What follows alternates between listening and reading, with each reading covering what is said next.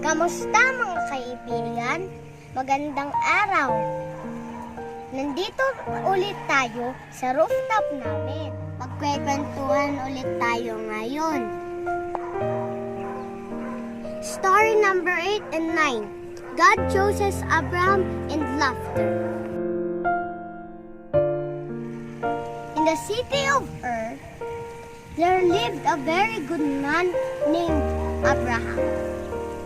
He was one of the world's richest men and was so rich that he needed hundreds of workers to take care of all his cattle, sheep, and camels. One day, God said to Abraham, I want you and your wife Sarah to move to another country called Canaan. I have a special plan for you and your family.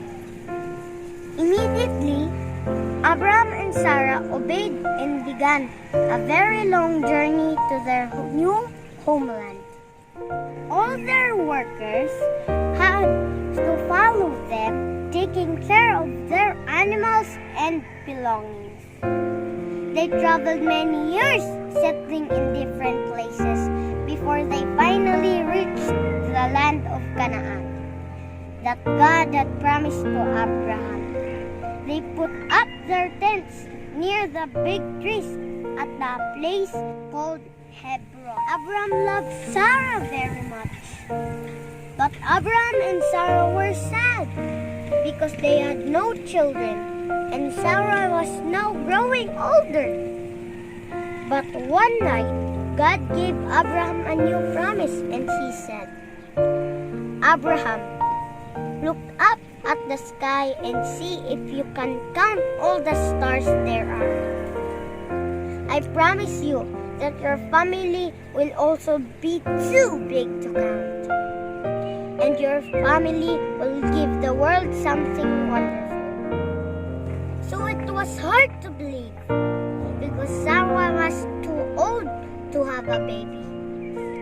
Abraham trusted God to keep his promise. One day, Abraham was sitting outside his tent at the hottest time of the day. He looked up and saw three men standing close by. Abraham was a generous person and loved to have guests for dinner, so he asked them, would you like something to eat? Sarah made them a very nice dinner, and as they sat there and had a dinner together, they suddenly said something very strange to Abraham. Next year, at this same time, you and your wife Sarah will have a son. Now Abraham knew these men came from God, and he believed what he heard. But Sarah heard this and could not believe it. She laughed to herself and thought, how can it be possible for me to have a child at my age? But God heard Sarah laughing and said, why did Sarah laugh? Is anything impossible for God? God kept his promise and gave them a son exactly a year. Abraham named the boy Isaac, which means laughter. Mga kaibigan, magandang storya natin ngayon, no?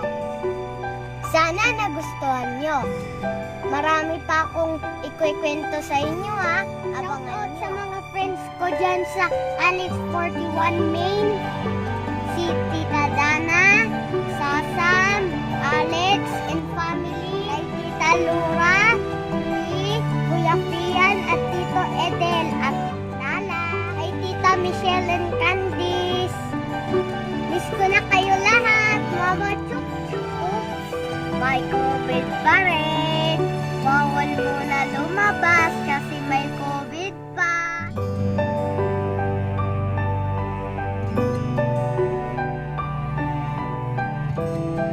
Bye-bye! Mama more chup chup. God bless!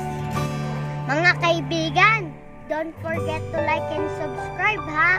And don't forget to hit the notification bell below para ma-notify kayo kung may bago akong videos. Bye-bye! More chup chup!